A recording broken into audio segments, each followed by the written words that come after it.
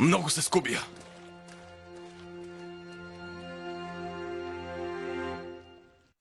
Следва къщата на Шумникови по Ник Тунс.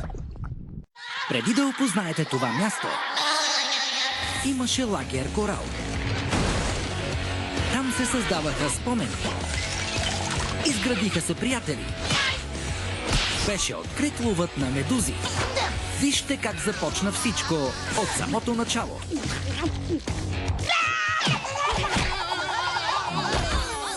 Лагер Корал – младежките години на Спонж Боб. Новата поредица. Всеки ден. Само по Ник Тунс. Резултатите са готови. И Спонж Боб е в отлична форма.